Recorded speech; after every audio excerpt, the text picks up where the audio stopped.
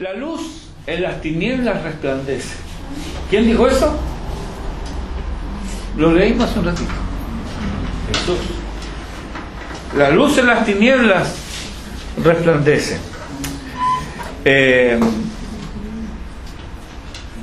Leíamos unos domingos atrás Hechos 12:24. Dice: pero la palabra del Señor crecía y se multiplicaba. La conjunción adversativa pero al comienzo del versículo 24 nos indica que habían ocurrido cosas que más bien apuntaban a otro lugar, no a cómo finalmente terminó. Por eso se usa la conjunción adversativa. El desenlace de eso que había ocurrido, el desenlace lógico, ¿cierto?, sería confusión, incertidumbre, inquietud, y por qué no decirlo, hasta el término de la labor evangelizadora. Porque ¿qué podemos suponer que ocurra luego de persecución, cárcel y muerte? Lógicamente, lo que podemos suponer es que el movimiento se detuviera. Como diríamos nosotros, el horno no está para bollos, paremos aquí. O sea, creo que todo esto que nos ha pasado algún significado tiene, ¿cierto? Entonces no miremos para otro lado, hagamos otra cosa, quedémonos quietos. Eso sería lo lógico.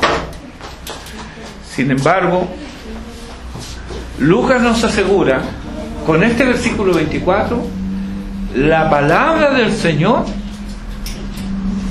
crecía y se multiplicaba. Contra toda lógica, a pesar de toda la oposición, sin embargo, se seguía predicando, y con más ahínco, con más fervor. Se ha dicho que la iglesia y que el cristianismo está regado con la sangre de los mártires. La iglesia ha crecido más cuando mayor ha sido la persecución. Eso ha sido crecimiento genuino. Lo que tenemos hoy día en el siglo XXI, en las naciones occidentales, en la mayoría de ellas, no en todas, porque en algunas todavía se persigue a los cristianos. Pero lo que tenemos hoy día no es crecimiento, es hinchazón, es gordura, que no es sano.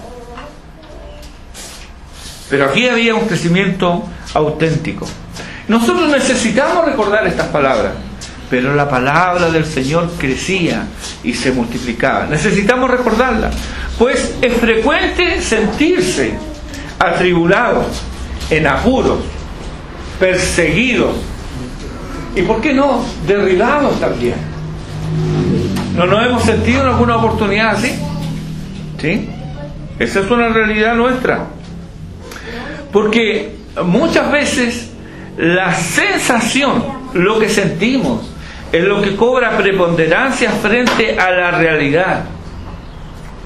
Y esto evidencia una vez más nuestra falta de fe.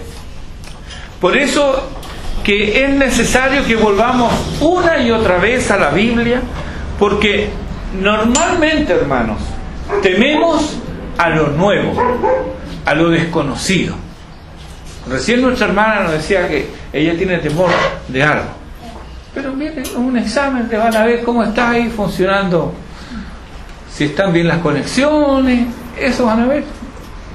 Preocúpense si el examen evidenciara, imagínense los pensamientos. ¿Quién querría exponerse a eso? O algunos recuerdos que quisiéramos borrar definitivamente. No quisiera estar en eso. ¿Sabe que viene el día en el cual eso va a ocurrir? Cuando todo hombre y toda mujer se presente ante el trono de Dios. Amén. Todas esas cosas que creímos que están olvidadas, que nadie nos vio, si no han sido confesadas ante el Señor, si no ha habido arrepentimiento, ahí están y van a aparecer ante los ojos del que todo lo sabe, del que todo lo escudriña. Pero ahora no, este es un examen, solamente se va a ver cómo está. Nada más, no tema. Pero como no es algo rutinario, entonces por eso hay un poco de inquietud. En el párrafo que vamos a considerar ahora, miren lo que nos aparece aquí. Esta es la obra de evangelización. Tenemos al director de la obra. Tenemos la dependencia de los que son enviados a la obra. Tenemos también la oposición al mensaje que predican estos que fueron enviados a la obra. Hay oposición. Y también tenemos el triunfo de la luz sobre las tinieblas.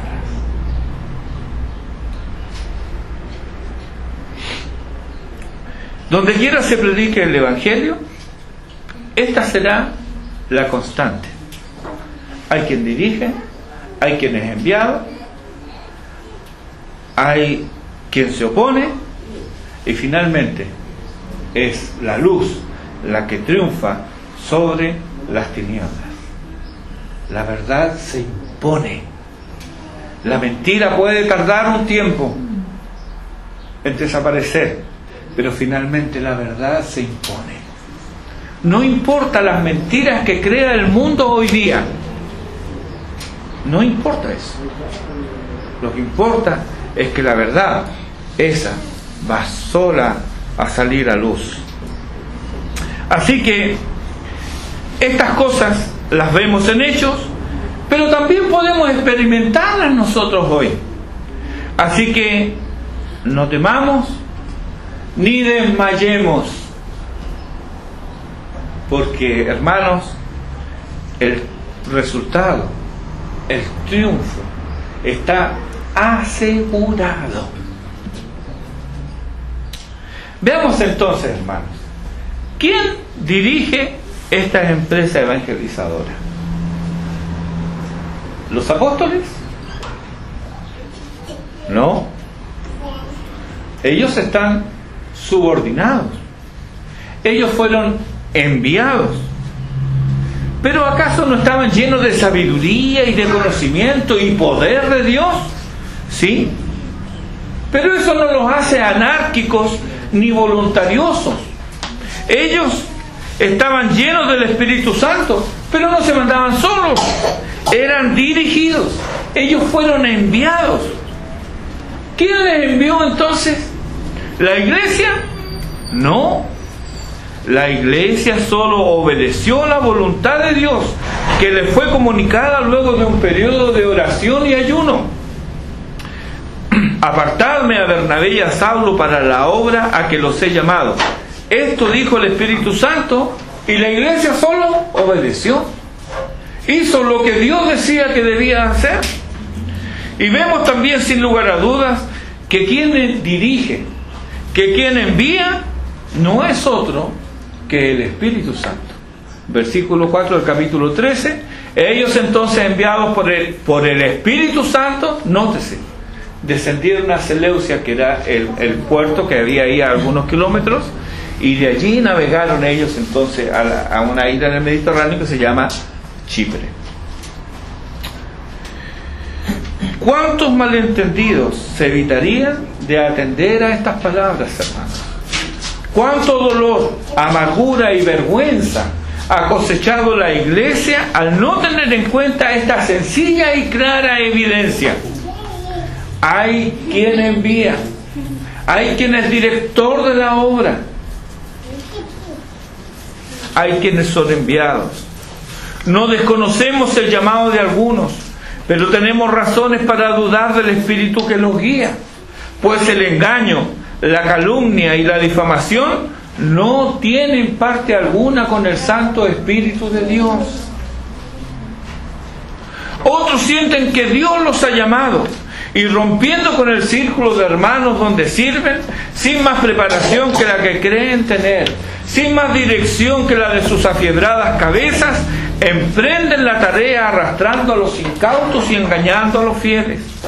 No en vano, el experimentado apóstol, dirigiéndose a los ancianos de la iglesia en Éfeso, les advierte: yo sé, dice Pablo, que después de mi partida, de vosotros mismos se levantarán hombres que hablen cosas perversas. Nótese aquí, ¿qué es lo que estamos leyendo? Que ancianos, presbíteros, pastores, es lo mismo, es la misma palabra. Hablen cosas perversas. No es algo que diga yo, lo dice el apóstol Pablo aquí en el libro de Hechos. De vosotros mismos, después de mi partida, de vosotros mismos se levantarán hombres que hablen cosas perversas. Y se está dirigiendo no a la iglesia de Éfeso como un todo, sino que a los ancianos, a los pastores, a los presbíteros de la iglesia. De entre vosotros se levantarán algunos que hablarán cosas perversas. Y cabe preguntarnos, ¿para qué hablarían así estos ancianos? Estos presbíteros, estos pastores, ¿para qué hablarían de esta manera? El apóstol nos responde. En Hechos 20, versículo 30, nos dice cuál es la razón. Para arrastrar tras sí a los discípulos. Así de claro. Esto no es otra cosa más que lucha de poder. ¿Dónde está el evangelio aquí? En ninguna parte. Han olvidado que la obra es del Señor. Olvidan que la obra es dirigida por el Espíritu Santo y contra Él pecan cuando pretenden ellos mismos hacer lo que Dios nos ha delegado. Él sigue dirigiendo su obra. Cuando el hombre mete mano en lo que Dios está haciendo, normalmente echa a perder las cosas. La flor tiene un tiempo de maduración y en el que se expresa que en toda su hermosura y fragancia. Usted no puede adelantar ese tiempo. Estropea la flor. Si usted quiere abrirla para tener antes una flor hermosa y fragante, usted la abre por sí mismo, la arruinó. La arruinó. No dejemos de recordar entonces la sencilla frase en medio del versículo 4. Es una frase muy sencilla, dice, enviados por el Espíritu Santo. Esa es la frase que cuenta. Es todo lo que importa, ser enviados, dirigidos, controlados por el Espíritu Santo. Y esto se evidenciará en una clara disposición de servicio desinteresado y alegre en la iglesia local. Eso estaba haciendo Bernabé y Saulo en Antioquía. Ellos estaban sirviendo con los dones que Dios le había dado. Alegremente, desinteresadamente, estaban sirviendo al Señor en medio de una comunidad de creyentes. Y de ahí Dios los llama, los aparta. En segundo lugar, notamos la dependencia de quienes fueron enviados. Miren, esto es importante. A estos que ya salieron de la esfera física de la iglesia local, o sea, Bernabé y Saulo, apartados por el Espíritu Santo para la obra. A estos que fueron enviados por Él, fueron llenos de Él y sostenidos por Él, ellos tuvieron un ayudante. Uno podría pensar, bueno, necesitan ayudante ellos con todos los dones que tienen, con todo el conocimiento que tiene Pablo, todo ese bagaje intelectual que tiene. ¿Acaso necesita un ayudante? Yo lo habría dudado. Sin embargo, aquí está consignado, tenían a un ayudante. Así cortito lo dice. Pero no quise dejar pasar esto por alto por las siguientes razones. Este ayudante era familiar de Bernabé. Era joven, era inexperto, no había sido llamado ni había sido comisionado por la iglesia. Los llamados y comisionados eran Bernabé y Saulo, no Juan. Sin embargo, Juan cumplía un rol fundamental para los enviados. ¿Qué hacía él? Él los ayudaba. No sabemos exactamente el tipo de ayuda que brindaba, pero este era reconocido por los enviados. Por algo Lucas lo consigna cuando él nos narra esto. El versículo 5 nos dice: y llegados a Salamina, anunciaban la palabra de Dios en las sinagogas de los judíos. Para esta labor, para anunciar, para confrontar, para explicar la palabra de Dios, Bernabé y Saulo, que eran profetas y maestros en Antioquía, habían sido especialmente comisionados y enviados por el Espíritu Santo. Pero que ellos hayan sido enviados por el Espíritu Santo no significa que no necesitaban ayuda. Ellos eran seres humanos de carne y hueso, no eran seres angelicales. Y la ayuda entregada por Juan Marcos podía ser insignificante a otros ojos, pero para ellos, para Bernabé y Saulo, esta ayuda era preciosa. Recordemos que una labor tan especial como servir a las mesas fue delegada por los apóstoles. Ahí en Hechos capítulo 6 leemos eso. Ellos podían hacerlo, era un honor que ellos lo hicieran, pero eso lo iba a distraer de lo que era su ocupación principal. Ellos mismos lo dicen. Y otra vez aquí hay enseñanza para nosotros. Yo doy gracias a Dios por los hombres y mujeres que Dios ha puesto a mi lado para ayudar. Pero falta. Tal vez usted crea que sobra. Pero permítanme sugerirle lo siguiente: que si usted no está haciendo nada en la iglesia local, lo más probable es que haya algo que no se está haciendo.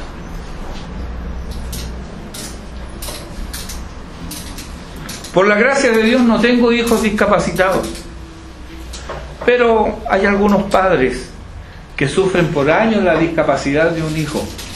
Conozco casos, 30, 40 años con un hijo discapacitado.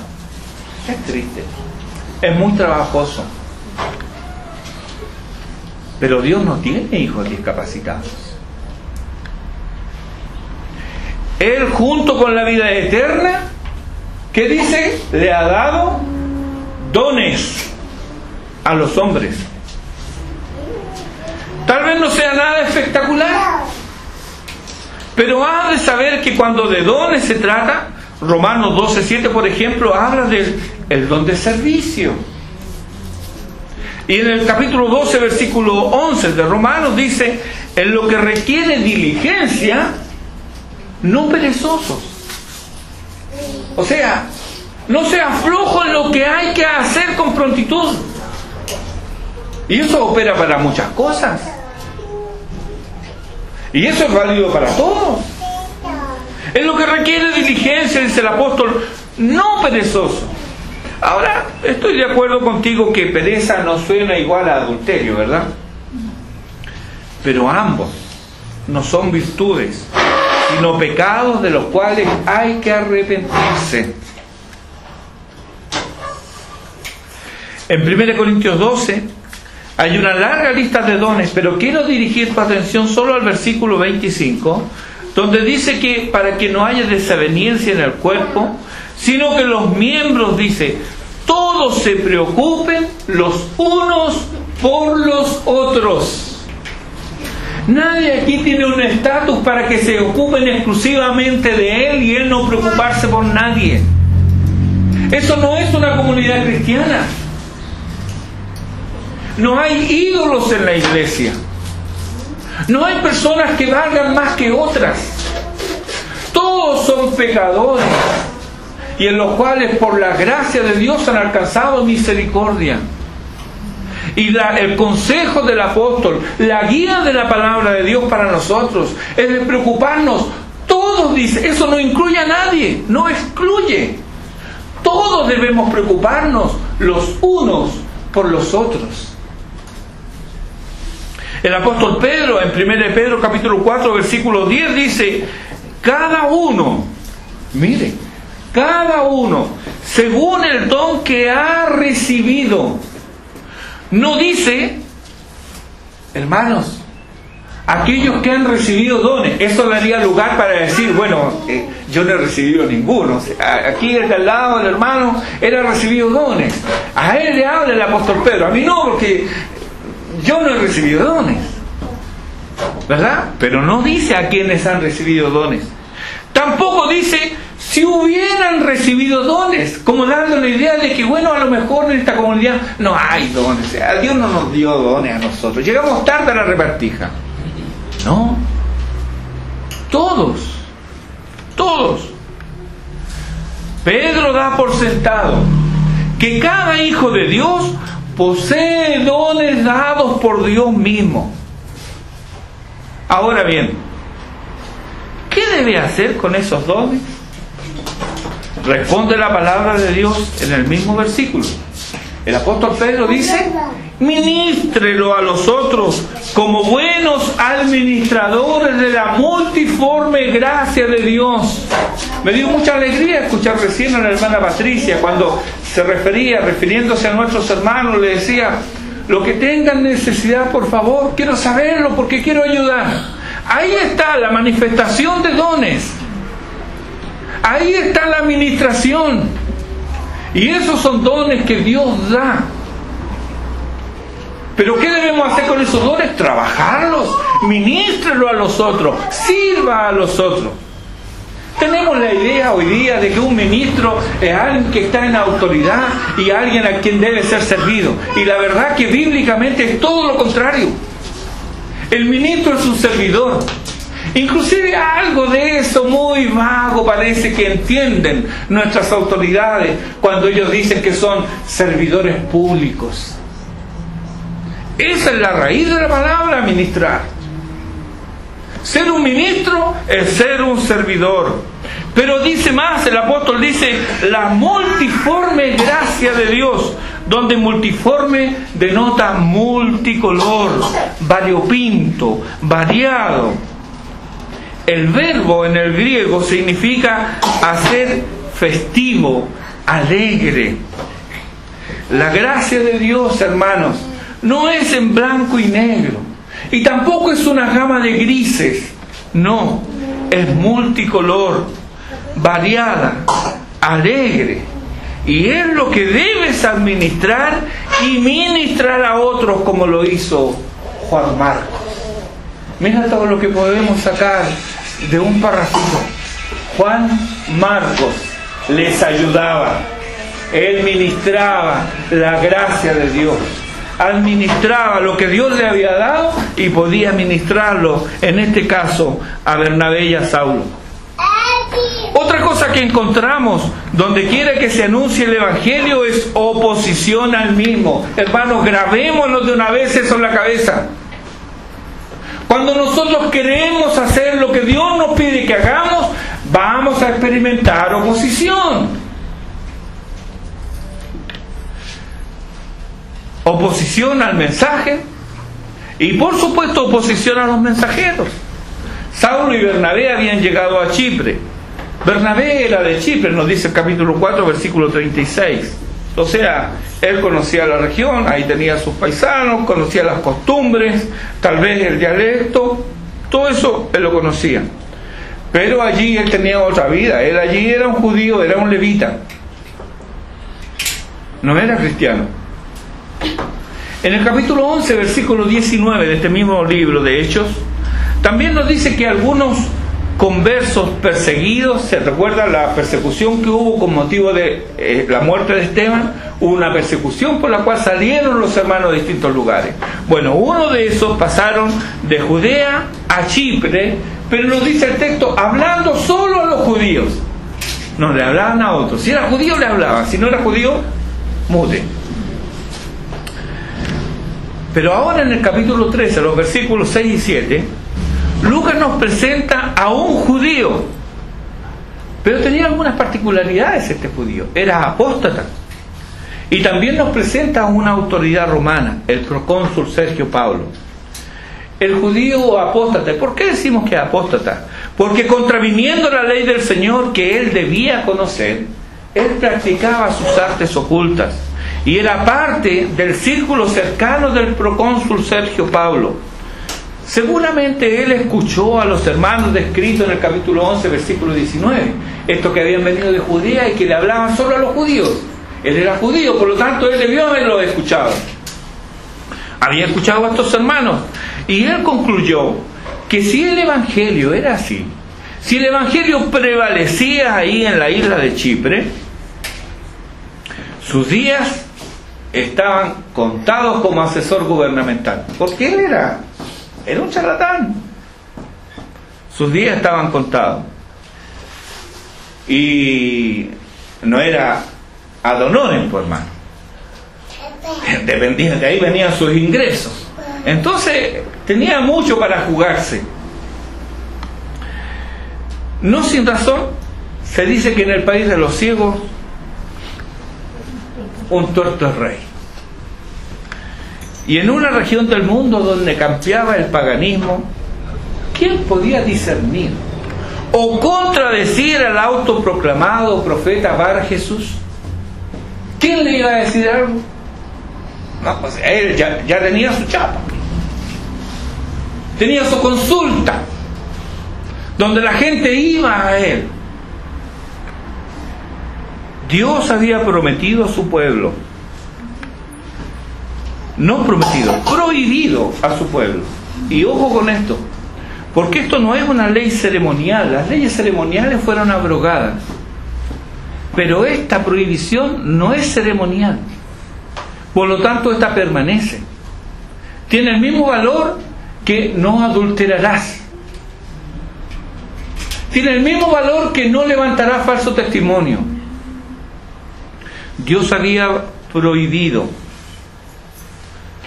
todo contacto o acercamiento al mundo espiritista, al mundo de la magia y de la hechicería. Deuteronomio capítulo 18, los versículos 10 y 11 dice: no sea hallado en ti quien practique la adivinación, ni agorero, ni sortílego, ni hechicero, ni encantador, ni adivino, ni mago, ni quien consulte a los muertos. Esto era lo que prevalecía en ese tiempo. ¿En ese tiempo solamente? ¿Qué es lo que vemos hoy día? A veces me da vergüenza ajena cuando uno pasa por nuestras calles principales y ve gente ahí agachada y hay otro en un banquito y con una carta sobre la mesa y le habla y lo escucha con tanta atención. ¿Qué es eso? Hoy vivimos en medio de un avivamiento, pero no un avivamiento de la santidad, sino del entorno pagano más abyecto y ridículo. Es cierto que hay charlatanes por doquier, pero los hay porque la gente los oye y pagan por eso. Lo puede ver en las plazas y en las calles principales, cómo charlatanes y brujas modernos se posicionan como personas singulares, con poderes reales o no, pero trabajando consciente o inconscientemente con los poderes de las tinieblas. Hay hoy una fascinación por lo oculto y demoníaco, porque a la gente les parece más real esto que el Dios de la Biblia. Claro, el Dios de la Biblia habla a nuestras conciencias y apela a nuestro juicio moral. El espiritismo no. ¿Le da lo mismo que usted sea un sinvergüenza? No es casualidad, hermanos, que el auge del ocultismo vaya de la mano con la degradación moral. Eso no es casualidad.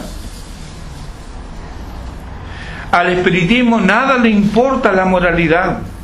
Lo oculto también apela al hambre de poder de las personas. Por eso no es infrecuente la relación entre este mundo oscuro con el mundo de la política. Hay ejemplos modernos sorprendentes. Un presidente muy querido de los Estados Unidos de América, su esposa tenía su astróloga personal.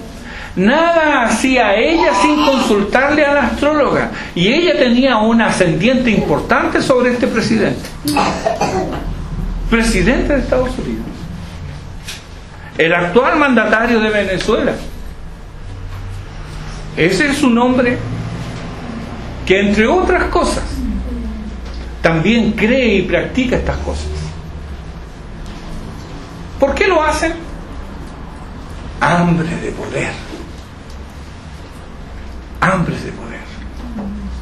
Entonces ahí está el maligno ofreciéndole esto.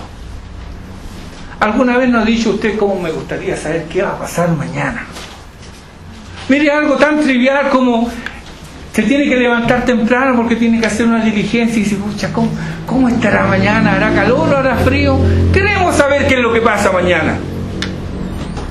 En otro nivel, ¿cómo invierto este dinero? Yo sé que aquí no pasa, pero podría pasarle alguna vez. ¿Cómo invierto estos dinero? ¿Dónde pongo estos millones? Queremos saber. Entonces ahí está, tú lo puedes saber, mira, te tiro las cartas. Dame la mano, paisano. Todas esas cosas tienen relación con el mundo del ocultismo. Cuidado, no todo es charlatanería. Y sépanlo o no, las personas que participan en esto le están abriendo la entrada al mundo demoníaco, el cual Dios prohibió a su pueblo. El espiritismo le ofrece a las personas el poder de controlar las circunstancias y aún el poder de controlar a otras personas. ¿O no ha recibido usted alguna vez un folleto que dice, señora tanto, unión de pareja, resultados garantizados? Ella cree que tiene poder sobre otras personas. Entonces eso es lo atrayente de este mundo, de este mundo del ocultismo. Este mundo de tinieblas es real, en el sentido que existe y manifiesta ciertos poderes. Pero cuidado, porque no es cierto, no es verdad desde un punto de vista moral y espiritual. Estos poderes no son fieles al Creador, que Él, sí, Él es la verdad.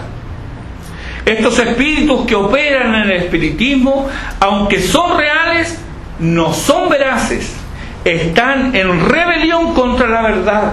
Ellos propagan la mentira, esparcen el error, disfrazan la inmoralidad, corrompen lo bueno, atacan la palabra de Dios y tratan constantemente de infiltrar en las iglesias ideas equivocadas sobre la persona de Cristo.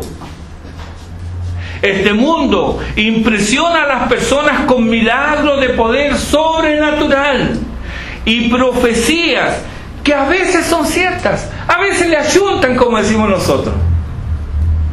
A veces son ciertas. Pero ¿cuál es el objeto? Solo tienen como fin engañarlos respecto de la verdad, alejarlos de la verdad. Muchas de estas experiencias extrasensoriales, algunos que en un momento, no sé, les dio un infarto y vieron una luz y un ser luminoso, pura paz, puro amor.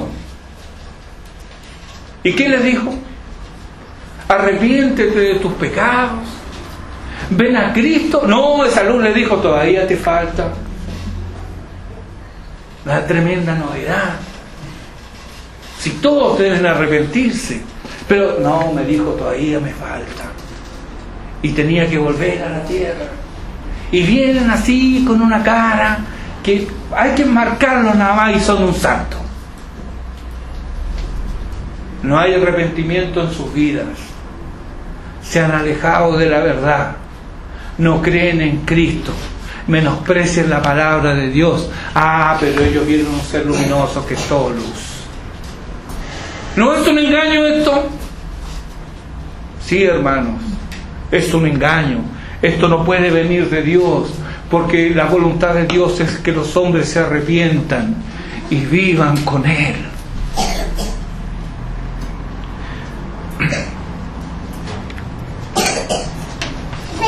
Por eso, hermanos, es que es tan importante la doctrina cristiana y no los testimonios personales. Por eso es que es tan importante la enseñanza del Evangelio y no las santas tradiciones denominacionales.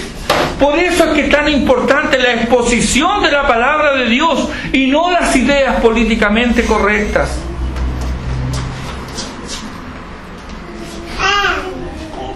Ellas son las importantes en la evangelización del mundo gentil y pagano. ¿Qué es importante? La doctrina cristiana, la enseñanza del Evangelio, la exposición de la palabra de Dios, porque el mundo necesita saber cuál es la verdad, y el único instrumento que nos ha sido dado para evangelizar es la palabra de Dios.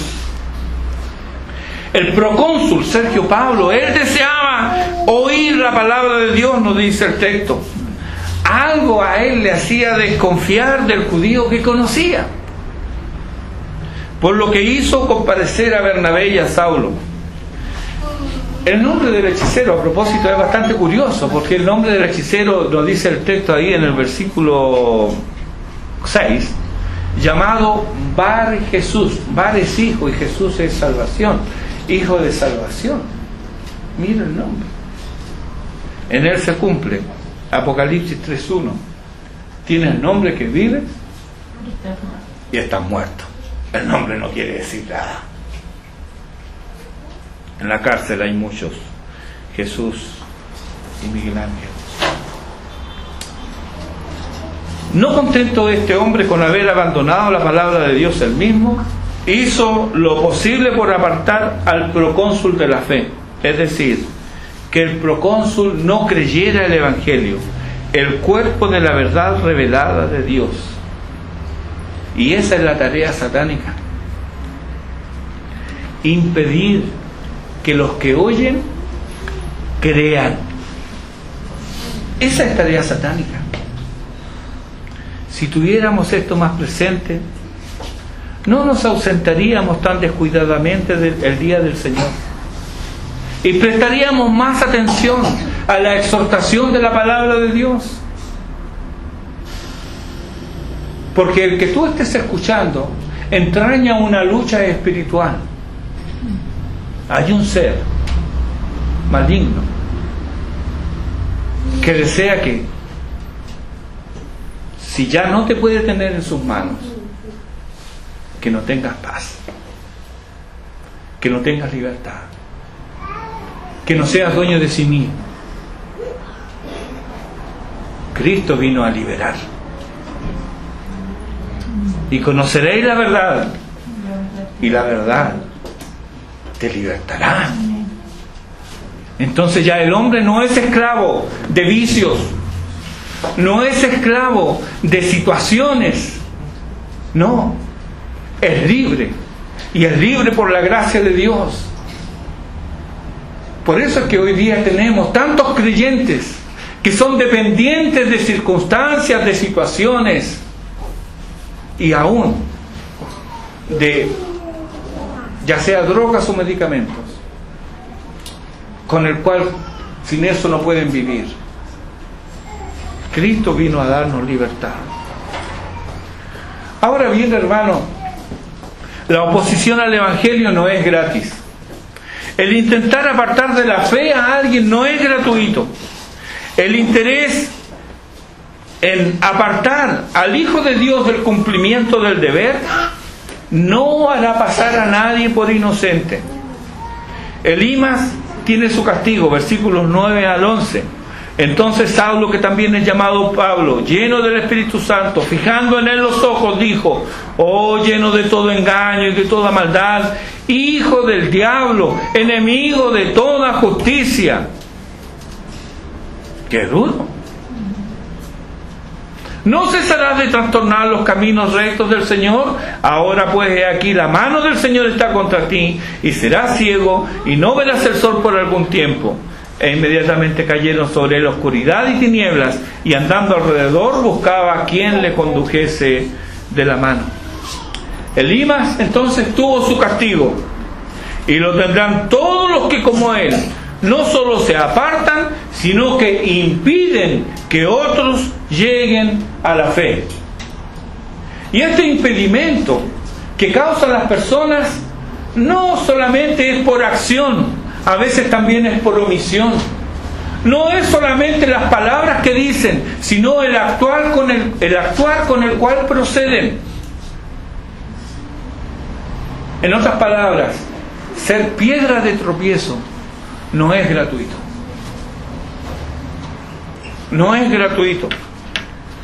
Dios lo toma en cuenta y Él va a castigar esto. Este mago y falso profeta, él estaba lleno, dice el texto, de todo engaño y de toda maldad. Era un hijo del diablo y era enemigo de toda justicia. De paso, hermano, observemos aquí el error de creer algo que se ha hecho muy común. Todos somos hijos de Dios. No, aquí tenemos uno que no. Claramente lo dijo. Y el Señor lo dijo a los judíos ahí en Juan capítulo 8. Vosotros sois de vuestro padre el diablo, porque sus obras queréis hacer. Y no queréis venir a mí, dice. ¿Se fijan? En el mundo hay hijos de Dios y hay hijos del diablo. Dios no tiene nietos a propósito. Nota también, hermanos, que no se le opone Pablo como enemigo. No es Pablo el que toma acción directa sobre Elimas. No es él como persona, no, sino que dice el texto que la mano del Señor está contra ti. Es el Señor. ¿Recuerda cuando se le aparece el Señor a Pablo? ¿Recuerda? ¿Qué es lo que le dice? Una cosa es antes. ¿Por qué? ¿Por qué me persigue? ¿Y cuándo Pablo persiguió al Señor? Es muy probable que no lo haya conocido. Sin embargo, él dice, ¿por qué me persigues? ¿Por qué? Porque perseguir a los hijos de Dios es estar contra Dios. Entonces aquí le dice Pablo, la mano del Señor está contra ti. Hermano, te aseguro, no quieres estar ahí. No son los apóstoles los que lo condenan. No es la iglesia lo que la condena. Es el mismo Dios quien, en gracia, mire aquí otra vez, ve la gracia de Dios. Porque podría haberlo fulminado como Ananías y Zafira. Sin embargo, él en gracia lo castiga con ceguera temporal. ¿Quién más tuvo ceguera temporal persiguiendo al Señor? Pablo, él mismo. ¿Y qué pasó con él? Cuando vuelve a la luz, ¿cómo cambia su vida? No sabemos qué pasó con Elimas. Tal vez él realmente le hizo honor luego a su nombre y fue un hijo de salvación. Pero aquí lo encontramos con un castigo temporal. Elimas pecó contra la luz y quedó en oscuridad temporal. El procónsul, él nació en oscuridad, pero él llegó a la luz. Versículo 12. Entonces el procónsul, viendo lo que había sucedido, creyó, maravillado de el poder de Dios, maravillado de el milagro temporal. Bueno, él no sabía que era temporal, pero creyó maravillado de esas cosas. No, el propio texto lo dice. Él creyó maravillado de la doctrina del Señor. Versículo 12. Son hijos de Dios los que han nacido de nuevo. Aquellos que arrepentidos de sus pecados vienen a Cristo y se refugian en Él. Estos son guiados y enviados por el Espíritu de Dios. Mientras estos sirven gozosos en la iglesia local, ministran con sus dones y ayudan en lo que pueden. no son ociosos ni sin fruto, a pesar de que experimentarán oposición, pero son fortalecidos y bendecidos por el Espíritu de Dios para ministrar el Evangelio a los perdidos y para aplicarse a sí mismo el Evangelio. Estos son los que han venido a la luz. El arma evangelística que vemos una vez más es la fe. Versículo 8. Es decir, el cuerpo de verdad revelada, o sea, la palabra de Dios, versículos 5 y 7, la doctrina del Señor, versículo 12, la enseñanza sobre el Señor, es decir, la doctrina cristiana. Esta es el arma evangelística, la doctrina cristiana. Ahora yo te pregunto, ¿perseveras en ella? Hechos 2:42 nos dice claramente que esta es una característica del cristiano. Persevera en la doctrina de los apóstoles.